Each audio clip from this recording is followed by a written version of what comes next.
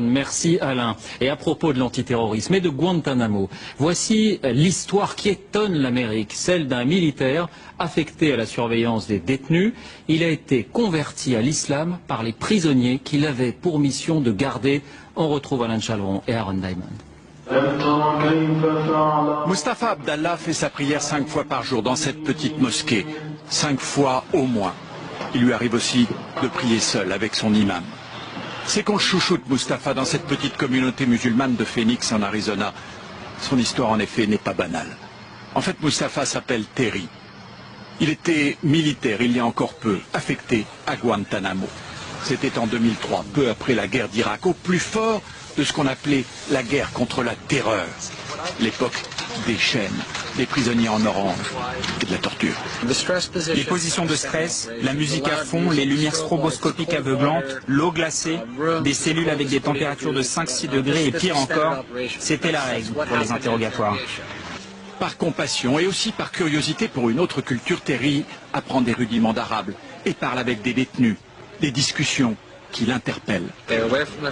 Ces détenus sont loin de leur famille, loin de leur vie, ils sont soumis à un environnement épouvantable et pourtant, ils sourient. Et moi je ne suis pas un détenu, on ne m'a pas privé de ma liberté, mais je ne suis pas heureux. Alors je me suis demandé, mais qu'est-ce qu'ils ont dans leur vie et que je n'ai pas et qui les rend si heureux? Et là j'ai eu un déclic, c'est l'islam.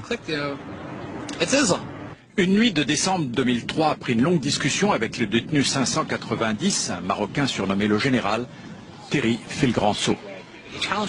Pendant encore 2-3 heures, il a essayé de me convaincre d'abandonner cette idée de conversion. C'est ce qu'il me disait depuis des semaines. Puis finalement, cette nuit, il m'a dit OK et m'a prononcé la shahada. Son unité reste encore un peu à Guantanamo, puis doit se déployer en Irak.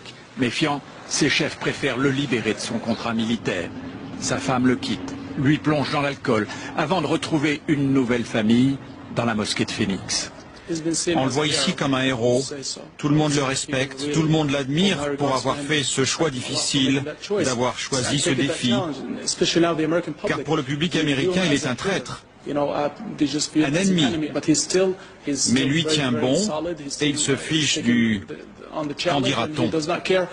Le djihad, la violence, l'intolérance de certains musulmans, Terry Mustapha les balaie d'une pirouette.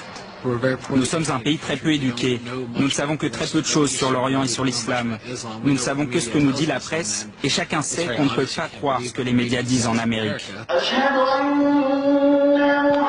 L'ancien garde de Guantanamo a retrouvé un semblant d'équilibre dans sa nouvelle communauté, convaincu quant à lui qu'on peut être à la fois un bon Américain et un bon musulman.